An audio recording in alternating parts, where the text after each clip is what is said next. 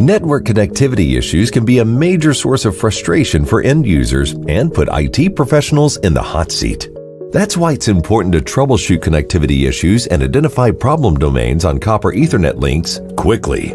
The Link Sprinter Pocket Network Tester is the perfect tool for the job.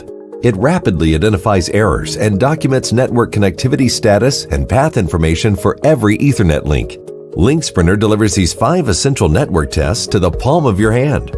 Use the built-in low-power Wi-Fi access point to view detailed results on any mobile device. And collaborate via automated reports to Link Live Cloud Service. Link Sprinter provides accurate results in about 10 seconds. Contact NetAlly today and learn how to fix network connectivity issues faster.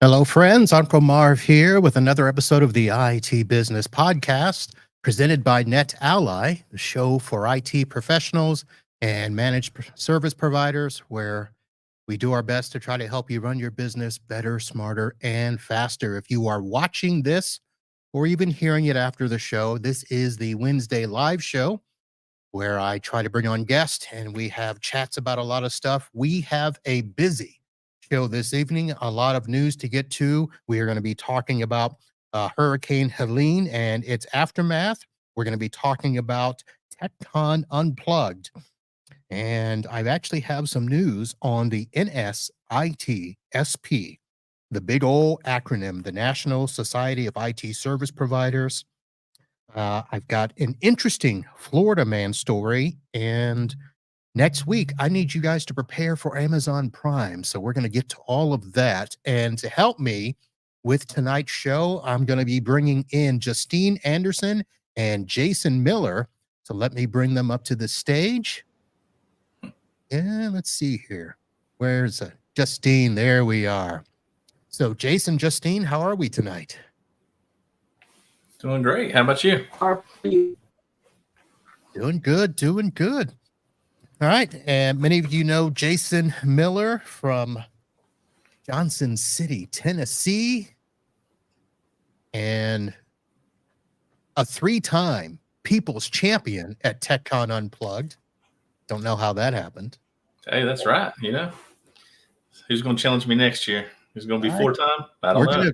I think the channel is going to have to. We're going to have to get behind somebody and see what we can do here.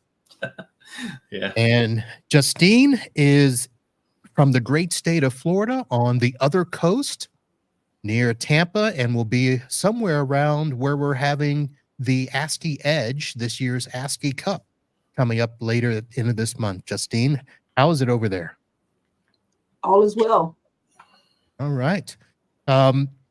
So let me do this because there's no easy way to transition, and I want to go ahead and reference this early, but Hurricane Helene, I know that last week I ended up doing a additional show on Friday, and one of the things I did was to reference Hurricane Helene. I normally do that on my own show, but because it wasn't going to hit me, I kind of did what most of us do. I didn't pay attention. Normally I do, and I probably should have made some comments and probably should have warned some people. I know that the Floridians up at the Big Bend area, which the Big Bend of Florida, as people know, Florida's a panhandle. And basically, as you go north of Tampa, there's a lot of open space, shall we say, until you get to like Gainesville is a little far in, and then you've got Tallahassee and Pensacola. But in between all of that, it's just a a lot of little towns and stuff. So not a lot for the storms to hit. And most of those people are actually used to it in the panhandle, but the people north of there, Georgia, Alabama, Carolinas, Tennessee, even Virginia and Kentucky, not really used to hurricanes. And if you've been paying any attention to the news, you have seen the devastation caused, especially in the Western Carolina, Eastern Tennessee area.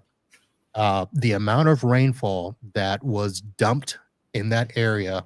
I mean, we're getting comments about Lake Tahoe, Lake Michigan. It was a lot of rain. And I know that when I did a check earlier, the death toll so far is at least 162, with hundreds of people still missing. All of the states impacted, Florida, Georgia, both of the Carolinas, Tennessee, and Virginia. In Georgia, even, it was as far east as Augusta. And it was very interesting. So as of tonight, 1.3 million customers are still without power from Florida to Virginia. And it's a lot. So my best wishes to the people that are in those areas. I did reach out to several people. I've not heard back from all of them. I do have a client that while they have their business here, they actually have a home that they are going to retire to. They go up in the summers and hang out in the mountains of Asheville. And a lot of places flooded out in Asheville. So I've not heard back from them. My sister-in-law lives in Charlotte. She right now is in Ohio with Kim visiting their mom. And I haven't heard what's, happened around her place there. So she'll find out. She flies back either today or tomorrow. So I'm sure I'll hear from it. So, Jason, I know that we've heard from you. You, I believe, posted a public photo or aerial shot of some damage around your area. Yeah. So one of my networking group guys here, Tri-Cities Aerial Photography, he has a drone business. So the day after, he took drones out and kind of filmed all the different cities and areas around us and all the devastation. So, just one as a kind of, I guess, more of a public service so everybody could see what's going on, see what's messed up. There's a lot of questions from, people outside the area as well. That's like what's going on there. I have family there, whatever.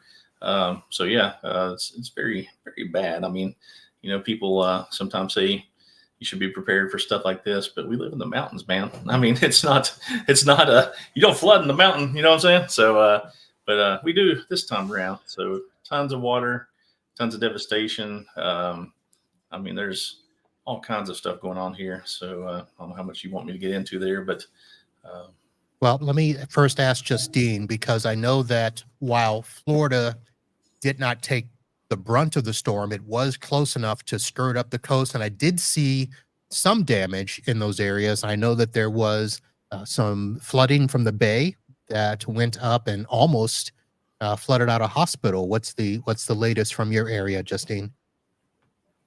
Yeah, I was watching that as well. Fortunately, I live on the east side of town and didn't experience any of that firsthand. But just looking at the news like everyone else, like downtown on Bayshore, you could see the water coming in where the little fence is, and it's quite high. I don't know. I don't remember how many feet it was, but it was incredible. But Tampa General, which is one of our larger hospitals here, had a fence that kept the water out, and it did an amazing job. So they didn't have to move their patients around or try to close the hospital. So that was Nice. That was amazing. Very nice. Very nice. We do have a comment here. Eric Anthony is joining us from the All Things MSP. So I-40, which is a road that I've traveled on many times, crosses North Carolina into Tennessee, will not be repaired until next year. That is a road I traveled. Most people don't know, but I lived in North Carolina for 3 years. Went to grad school up there, if you want to call it that. That's another story. But I would travel from Raleigh to the mountains of Asheville. And It's about a 4-hour drive. And yeah, that continues on into Tennessee. I-40 damage, I-26 damaged, bridges out. So it's going to be a long time for recovery there. Yeah, they're saying I-26 won't be repaired till March of next year. So the water rose over that bridge and took it out. So also the I-40 that goes up to Asheville, North Carolina, the I-26 also goes to Asheville, North Carolina. So they had a lot of damaged bridges to get to Asheville. So they kind of got put on their own little island there for a minute. They finally got a way to get people in and out of there now, but it takes a lot longer to get there now. So they got hit really hard as well. Yeah. So one of the things that I had a couple of conversations with some people, and like you mentioned, Jason, you're in an area where you don't think about hurricanes. Down here in Florida, we think about them all the time. In fact, I've already gotten alerts. There's more storms on the way. Many of you know about Kirk, but there is now a storm number 13 of the season that is coming behind Kirk, and they are wondering if that'll come across the Atlantic and Florida. So already watching that. But one of the things that we ended up talking about as a result of this is disaster recovery in our field is something that we should plan for, but a lot of people don't know how to plan. And if you're in an area where you're not normally hit by a hurricane, how do you plan for a hurricane? And my question is, you should plan for disaster, period, regardless of what kind it is, regardless of the area, because you just don't know. So I don't know if you guys had a chance to think about that, but any thoughts on, how to plan for a disaster? Well, I think nowadays, of course, some of this opens your eyes a little bit. I mean, here the local news channel goes off, flash flood warning, blah blah blah blah. We see that all the time. It's not uncommon to see that, but with this flash flood warning, they're literally within in Irwin, which is a city right next to us, where the bridge got taken out. There was a hospital there, large hospital system. They dispatched ambulances at 9:38 in the morning to go evacuate patients from that hospital because the water was coming in. About 10:30 to 11 o'clock, the water was over top the ambulances. About an hour later, there was 45 people on the roof of the hospital trapped. They tried to evacuate by boat, little boats, and they got stuck in the boats as the water was too rapid. That's how fast it was flowing to even get the boats out. So Black Hawk helicopters had to come in, and they were stuck on the roof 6 or 7 hours, and they had to airlift all those people off the top of the hospital roof. So, I mean, it's just so rapid. I mean, talking about planning, it was just a matter of 2 hours, and it's, over the first and second floor of houses. I mean, there was houses washed away. 2 and 3 story houses. I mean, so much erosion. I mean, on the interstate, it looks like you chopped down a forest and just deposited it on the interstate for miles. I mean, it's insanity the way it is here. I've never had, I'm sure in Hurricane, Alley down there, you've seen some of this craziness, but here it's insanity. It's like, you don't see stuff like this. So planning for that disaster, we do disaster recovery plans for our customers, but usually doesn't include a massive flooding. I mean, you could see like one customer flood or maybe a couple, Right. But I mean, this was, cities. There's multiple cities around us. So I don't know, maybe you all have a better idea of how to plan for total destruction versus, hey, I need to have a business back up and running tomorrow, not 40 businesses, so. Yeah, we when I first moved down, I take that back. When I left Carolina to come take my first full-time job down here in Fort Lauderdale, it was the year that Hurricane Andrew hit. And for those that don't know, Hurricane Andrew came through South Florida, and at the time was the most devastating storm to come through, partly because we didn't plan for it. Every forecaster had the storm turning and heading north and missing us, and it didn't do that. It actually came through straight. It was fast. It was originally ranked as a Category 4. They later upgraded it to a Category 5. And I remember going down and seeing the devastation, and you're talking miles and miles of houses just leveled, is what it is. And part of that is the reason why we do plan as much as we can for anything. I mean, hurricanes, we have power go out, a strong thunderstorm takes out our power sometimes. And I just had a conversation last week with the customer who finally is now like, look, what do we need to do to be able to work if something happens? You know, the building goes, whatever. And I said, the only thing we can do is put you in a cloud somewhere. Mm-hmm. And he's like, all right, let's figure out how to do it. And it's a law firm. So they're a little tough because they're on terrestrial software. Their vendor won't support them in the cloud. So I'm going to have to figure out a way to do that with them. But he's at the point where he's like, look, as long as the business can function, and if I can get to anywhere else in the country and work, that's what I want. So we are on the right path with moving people to the cloud. But it doesn't matter if there's no power where you're at. But as long as your data is safe somewhere, that's the first line of defense. Justine, you're down here in Florida. Any thoughts on preparations for disaster? Nothing different to add. I just agree with what both of you have already said. All right. Eric also adds another comment. Mother-in-law lives a couple of towns over, says their hospital was destroyed. Is that Unicoi, Tennessee? Yeah. That's the hospital I was talking about that, they're evacuating people off the roof is Unicoi County Hospital. So it's not our major hospital here, but, it's one of the outliers, but nonetheless, they still had lots of patients there and the water was, 2 stories tall, They said the water was 31 feet. The water rose 31 feet. Some of our bridges are only 21 feet off the water, so it's definitely going over them. So that's a lot of water, let me tell you. So. All right. Well, I wanted to acknowledge that and just talk about it real quick. And if you are a listener of the show and you know of somebody that is affected and you need assistance with helping them, or if you're looking for other people that can help, just reach out to the show here, head over to the website, send me a message, and we'll get the word out for you. And like I said, I've got several people I've not heard from, and we're talking about East Alabama, Western Georgia, and in the Carolinas that I'm waiting to hear from. So see how that goes. Let's go ahead and do the commercial break, and that'll be our transition. So let me bring up our graphic here. And as I mentioned at the top of the show, the IT Business Podcast is presented by NetAlly, your ally when it comes to fast, reliable network testing. And in most cases, as little as 10 seconds can get you a view of your network. It can test your connections and do a lot more.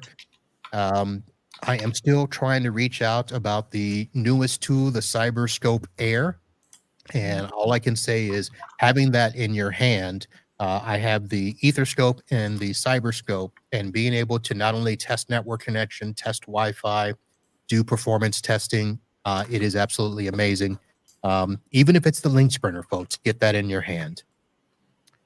And then our partners, Super Ops, the all-in-one, ready-made PSA RMM tool to help you supercharge your business, and TrueGrid Secure RDP, fast, reliable, secure access that bypasses your firewall so you don't have to change those rules there. I want to thank them for being sponsors here. And something that I'm going to start doing more of, I want to recognize some of our listeners that are supporting us, those that are giving at least $10 a month to the show, which helps out a lot. So Jason Percival, Jason Miller, Tom Bull, and Clark Stockdale, thank you very much. Hope to get some more up there soon, and hope to get a lot of you supporting by use of Amazon.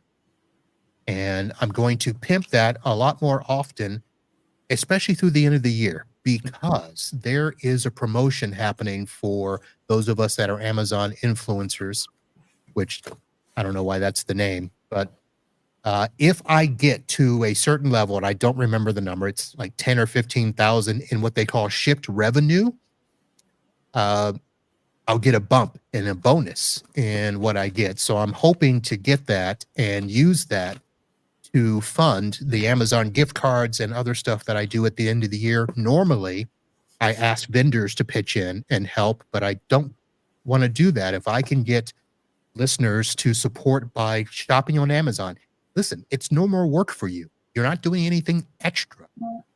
All this normal stuff that you're buying through Amazon, you're just doing through the IT Business Podcast link. Amazon does the rest to give us money behind the scenes. So I'm going to pimp that, including next week. There are some Amazon Prime days coming up, and I am working on trying to do an Amazon live show.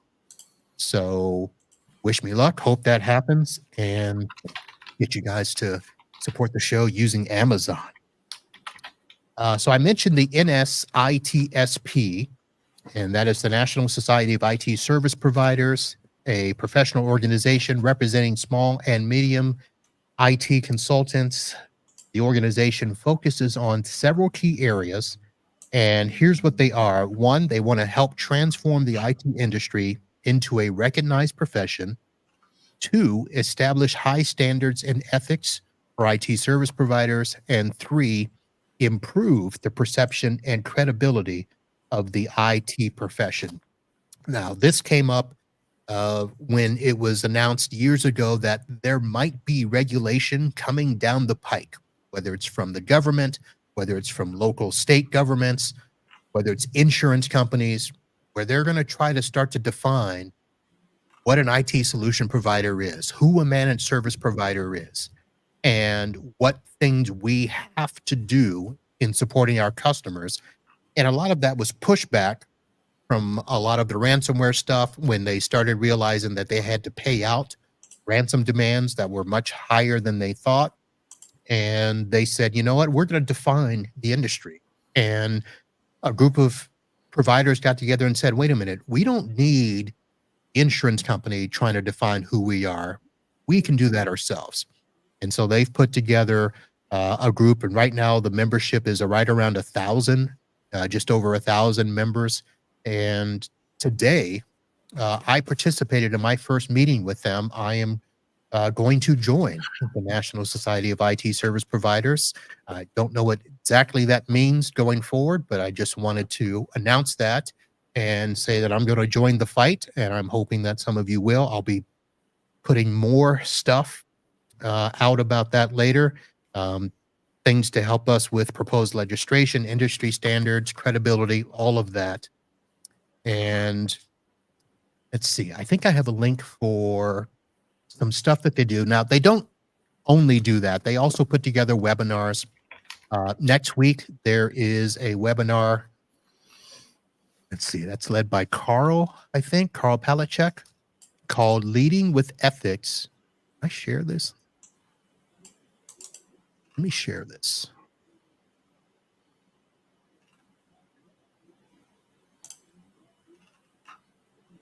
There it is. Leading with Ethics.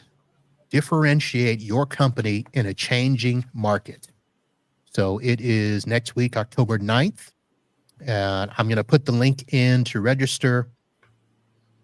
And these are the types of things that the organization does. So it's about the legislation. It's about, professional ethics, but they also do webinars that can help us in our business as well. So I'm going to put a link to that. So maybe you guys can join that. If you are a member of the NSITSP, there are some elections that they just concluded, but one of them has a runoff. So apparently I'm not logged in, or else I'd show you who it is. But there's a runoff election. So if you are a member, go to your email, check all of that, and get yourselves set to vote for the boards of that. So, all right. And if you're watching and you're seeing all of the moving around. There's some things that have changed around in StreamYard. So every time I do a share, I've got to switch us all back. So that'll be something we have to work on there. Okay, so we've got that. We've got that. Oh, I need to say thank you to somebody, because apparently I did have a referral thing with Synchro, and I got a notice yesterday that somebody signed up with Synchro and stayed for 3 months. And so Synchro chipped me off a little percentage there. So don't know who it was. And that's just a reminder that if you head over to the website and click on the sponsor tabs, I still have anybody that's been a sponsor or partnered with the show. So Synchro is there. And, you know, whether it's Super Ops or Synchro or True Grid or anything, if you want to go try them out and sign up through my link, maybe I get something I didn't know I did. So thank you for that. I don't use Synchro, disclaimer. I did check them out, but I didn't switch. I don't use Super Ops, but I like them. Good company. So it's not that I'm pimping these just to, you know, because I use them and stuff. Whatever works for you in this business is what you need to use. So I will bring on as many vendors as possible and give you the choice to choose what works for you. I believe 90% of the industry thinks I'm ridiculous with who my vendors are, but they work for me. That's all I care about. All right. Now, let's see. It has been 2 weeks since TechCon Unplugged. And both of you were there, and I asked you guys to come on and just give us a little feedback now that you've had a chance to step back, get back into the grind. I used to do this right after the show, but I decided that that was a little too close. We needed to have some separation. So I really wanted to let it sink in, let you guys get back, you know, into your groove, then ask the question. And I'm just going to throw it out here. What is it from the conference that really stood out to you? And has there been anything that you've actually implemented from TechCon? And I'm going to start with Justine first. There was so much good stuff. One thing that stands out to me, I guess I heard it because I needed to hear it. It was J. Colin Peterson. He was talking about how to hire people. I think his company has helped. And he talked about why technicians stay and why they leave. And it was just something I wanted to think about, as I will probably have to hire people in the not so distant future. But there were just so many great things. But I know that really stuck with me because I guess I needed to hear it now. All right. Jason, what about you? What stood out for you? Well, a lot of the things that stood out for me were more stuff centered around processes and things like that. So the Super Ops, you know, first day or pre-day summit, I guess it's pre-day summit. They had a lot of good content there. They really talked about your different processes, stuff like onboarding, stuff like your QBRs, TBRs, whatever you want to call them. You know, as far as like some of the stuff with, of course, Matt there with the Office 365 stuff. So either way, there's a lot of good stuff there, but really took away a lot of stuff about processes and TBRs. Like, you know, we were trying to do a TBR for every client, and we left the conference going, why are we doing this? This is stupid. This customer's not paying me enough money. What was her name? Mari? What was her name? Marnie Stockman. Yeah. She was in there talking about that. And she's like, you know, why are you doing, you know, basically saying, you know, you don't do them for all customers. You know, like some of our small customers don't pay us enough. And by the time I come back and we're discussing it with our other account managers / customer service guys, and, you know, it's like really and truly, by the time you spend all the time to prep the TBR, do the TBR, have the meeting, come back, do the stuff, 10, 12 hours. You know what I'm saying? I mean, you got a lot invested in this stuff, and that client's not paying you enough. So now that might have been the cost of half a month or a month of their services. They need to pay for that somehow if you're going to provide that. So we're getting ready to change up our plans, getting ready to change up some processes, some better onboarding stuff, some better help desk processes there too. So I told my guys, get ready next year. This next year, it's going to be a lot of change. So it kind of fired me up, I guess, for that. So telling our guys in the meeting, and they're kind of all looking at me like, oh my gosh, what's this guy going to do? But either way, we're going to make a lot of change. So. All right. So I do want to do a quick shout out to some other people that have popped up in the chat here. Corey Clark from Solutions Granted hopping in the show here, and it was on earlier representing Tennessee also. Brian Weiss is in the house, and the one and only from Super Ops pimping out the TechCon Unplugged. So I talked a little bit last week about what stood out for me, and it was really, the idea of the smaller conferences really showing community. And listen, I like all the conferences. I don't want any of the conferences to be offended when I say this, but TechCon Unplugged has been the conference that I have received the most comments of people that said, this is a conference I love attending. Mm-hmm. And not because of who the entertainment is, not because of the parties or the alcohol or whatever, but the fact that you can sit around and talk to both other IT business owners, other techs, and the vendors, and not feel like you're being rushed, not feel like you got to be scanned, in 5 seconds or less, but you can have meaningful conversations. And even though I didn't really get to attend any of the breakout sessions, I wasn't probably as attentive as I could have been during the stage presentations. I still had some of those conversations, and the things that started out on stage or in a breakout session continued. And there were a couple of conversations that I had with people on, Jason, you mentioned processes, people that came up to me and really wanted to know, why is it that I stay small? Why am I calling myself a boutique MSP? And we chatted about that. And there were people that, didn't get it, didn't understand it, think I'm doing a wrong thing. And then there are people like, man, I wish I could go back to being small. But having those conversations, we come on a show like this, you do a webinar, you can't really dig deep, but we were able to do that. And I mean, there was one table I was at. I mean, I'm not going to say there was arguing going on, but the whole idea of defining what an MSP is something that is still interesting in our industry. And whether you're an MSP, an MSSP, a TSP, or an ASS, whatever, there you go. Having those conversations is great. Let me ask you guys this, because the topic of education has been a concern of conferences over the last few years. We got a ton of them. And let me ask, did the content meet your expectations?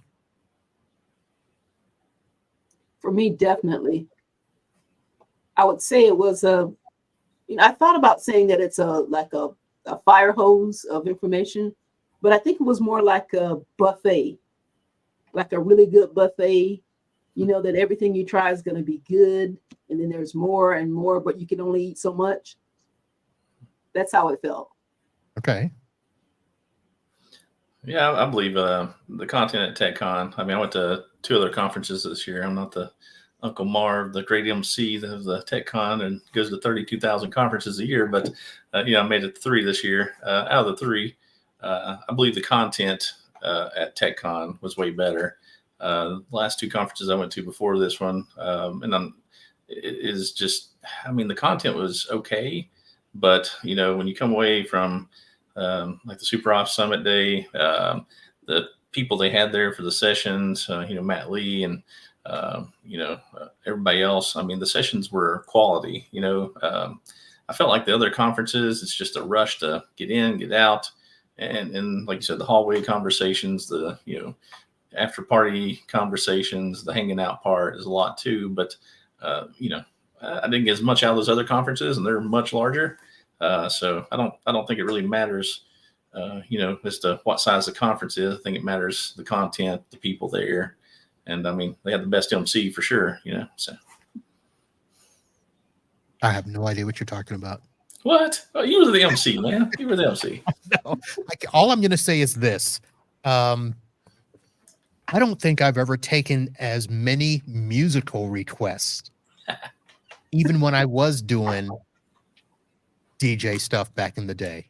That was interesting and quite unique in some of the requests. Yeah, but I got the Shabuzi in there, didn't I? Yes, you did. Yeah, and you kept Paco and Rick half on time, keep them rushing, stuff like that. I mean, we're only 30, 40 minutes late the first day, so we're doing good. Yeah, but that wasn't their fault. No. I'm just messing. But yeah, he did a pretty good job, man. So yeah. Good. The hotel, there were some logistics issues with the hotel and the layout of the room and stuff. So that was that. But once we got past that, we actually did a pretty good job. And I think that Paco and Rick did a really good job, along with the content committee, of doing the schedule, working with the hotel in the logistics, in moving us around, and all of that. It did flow much better than in years past, even when we were in one room. So cool. I'm going to ask the question that people don't like to ask after a conference, but I asked them because I think it needs to be asked. What did you not like about the conference? Should ask me this before the show so I can think about it. I had an outline, didn't you not? Yeah. You gotta read those things. No, I prepped, man. I skimmed. Sorry. What did I not like? I don't know, Justine. Let you go first on this one. Two things come to mind. The fact that there was so much content, I couldn't go to all of the breakout sessions because I needed something from everything. So I wasn't able to see everything. I heard rumor that they were recorded and we'll have access to it at some point. And the second thing is, I didn't get a t-shirt. I didn't think to order it. I didn't think ahead to order it. So I don't have a t-shirt from this year. So, okay. So to your point one, yes, there is recorded content, and yes, they are working on it. I'll be honest, I don't know how soon it will be out because Paco is getting married this week. Congrats, Paco. And Rick, I mean, Jason didn't get his belt for 2 years. So I had my belt rode around the trunk of his car for like a year. And then I got my 2022 belt back with my name on it now. I'm still waiting on the 2023 and 2024. So if I had to say there's something I didn't like, no, I'm just kidding. Nah. Still ain't got both my belts. The champ's missing 2 belts. So nah. But nah, they're great. I ain't worried about it. But I think if I had to say, like one thing that I could help improve or something, I was on the content committee, so I can't say nothing's really that bad. I helped decide what goes on in this thing. But not the only guy. There's a whole group of people. But either way, something I really enjoyed and liked was, the Office 365 sessions. And although the sessions were a little bit longer this year, I could sit there and have like, an 8-hour session with Matt Lee and Office 365. I mean, and Nick and them. So I mean that place. I mean, it's like you just want to have like a whole day long session about that stuff. So. I know it's a conference. You can't really not do that, but I don't really know of anything I really didn't like, to be honest. I mean, can't really think of anything off the top of my head. All right. Justine, back to your point. So there was no official t-shirt this year.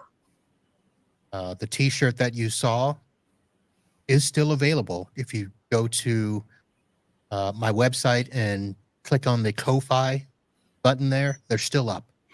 So there's t-shirts and a mug available. Okay. It's the unofficial TechCon shirt. Okay. Okay. Let's see here. Time here. Let's see. Juan did throw something in here with Mr. Fernandez. From a vendor perspective, it was awesome as well. Mm. And then Brian writes, small equals nimble.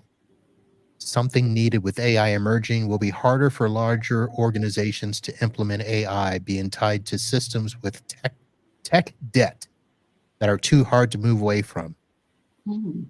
Good point. Okay. Yeah.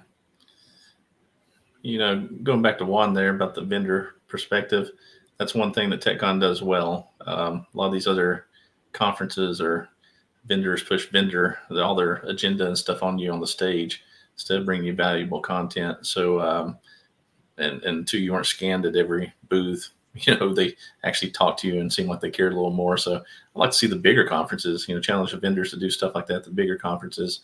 But a lot of those conferences, it seems like they're really pushing, you know, their stuff. And I know, you know, what they pay at these bigger conferences, they really need to push their stuff for the sales. I get it, but sometimes helping out with that content, you know, and just having your name out there helps out a lot too. So, but I think that really, the way they do that, the vendors, they give you a lot of education, not just, you know, pushy sales. Yeah. I wonder how vendors will rebound from this year. This year, the unofficial number of conferences has been over 500, which I believe is double from last year. And I think that there is a lot of vendor fatigue among the vendors. So with them trying to, it's weird because I'm sure, especially the larger vendors, they probably get hit every week to sponsor a conference. And I will say this in their defense, they spend a lot of money. A lot of money. Oh yeah, I know they do. So having to see that return by getting us to sign up for their product, raise prices, contracts, all of that stuff, get stingy with the swag. I mean, a lot goes into what they have to spend for these conferences. And that doesn't include, you know, their travel. A lot of times they have to pay for their own travel. So that's the one thing I'll say in their defense. What I might suggest, if I was allowed to do so by a vendor, is we not go to every conference. You don't have to spend that much. Save us a little money on the back end. Support the smaller events. I don't. That's Exactly. Yeah. So, all right. Well, guys, thank you very much for your input there. Anything that that falls outside of what I asked that you remember from TechCon that you want to chat about? Besides the dealers at the casino? Dealers. That was fun. Yeah. I really enjoyed the Vegas night. It's not something I would normally do, but I learned how to play roulette. It was a lot of fun. I thought that was a great way to end it. That was, yeah, I really liked it. Yeah. Let's see, you know, Kevin's stealing my belt. He said it was unattended, but he stole my belt and, you know, my championship belt. And I'm playing roulette over there and basically ended up, I don't know, something like 20-ish pictures of all kinds of TechCon members with some obscenities and some other cool poses and stuff with my belt. So, you know, it's all in good fun. You know, I take down Kevin next year. I think he's trying to challenge me here, but, you know, he's a great guy. So I can't blame him. I do the same thing. But anyways. All right. I will not address that. You were part of it. We all were. Yeah. So I do want to do one thing for somebody who was very active in TechCon, and she obviously is not here to defend herself, but I'm not going to worry about that. She's actually in the real Vegas right now. But something that I have not acknowledged a lot, but a lot of people send in Florida man stories or stories that they would like to challenge Florida man. And I kind of haven't really acknowledged it much. Sometimes the stories that they send are like years old. And I want stories that are relevant and recent. And I always try to find Florida man stories that happened in the last 72 hours. So normally if I get a story that's from 2 months or 2 years ago, I'm not gonna do that. But our good friend and the 2024 darling of the channel, Diana Giles, sent in a story to me over the weekend. And it was in reference to an Oklahoma man, 28-year-old Cody Adams, found himself in a difficult situation as he faced charges for unauthorized use of a vehicle and bringing contraband into jail. Now, you may say, bringing it into? He was scheduled to appear in court, but he was unable to secure transportation to his hearing. So what did he do? At a gas station, he made the questionable decision to steal an unattended LifeNet Emergency Services pickup truck in order to get to the courthouse. And then upon arriving at the courthouse, he was arrested by an Oklahoma Highway Patrol trooper as he attempted to enter. So he did make it to court, but he got an additional charge for vehicle larceny related to the stolen truck, and it was issued a $10,000 bond for the latest offense. And you ask what his original charge was that he was going to court for? Carjacking. Yeah. So that was her story that she submitted. And my Florida man story that I picked out was 33-year-old Felipe Jesus Gutierrez of Winter Haven made headlines for his unusual criminal specialty. And it was reported yesterday, but apparently on September 29th, Gutierrez was arrested at the Superway Food Mart in Polk County, Florida, after attempting to steal a jar of pickles. And upon his arrest, he shouted out, "Oh, I'm going to jail as a pickle thief." And apparently it went viral. So why was he named the pickle thief? Well, obviously he was attempting to steal pickles, but obviously that couldn't have been what he was doing. But apparently the Superway Food Mart has been a frequent target for him. Store employees reported that he is a habitual shoplifter. And there are times where obviously he doesn't pay, but there are rare occasions when he does pay. But what he does is he throws an incorrect amount of money on the counter before leaving. So basically they had had enough. And when he came in this time, they called the police, and he was arrested. And because of all of the prior attempts and apparently prior convictions, he was upgraded to a felony petty theft charge. So the pickle man. So you might say, who is a winner between Florida man and Oklahoma man? And I'm going to say neither, because today an Oklahoma woman put her ring into the hat, or her hat into the ring. So also on September 29th, let's see. This incident unfolded at R.L. Jones Airport, also known as Tulsa Riverside Airport, when a woman drove her SUV onto the airport's taxiway. She was later identified as Bonnie Campbell. She obstructed the runway, preventing planes from landing and causing significant disruption to air traffic. Air traffic control promptly reported the situation to local authorities, leading to her arrest and for driving under the influence in a highly restricted area. So she was arrested for felony aggravated DUI. So here's why. Her blood alcohol content level was 0.34. 4 times the legal limit.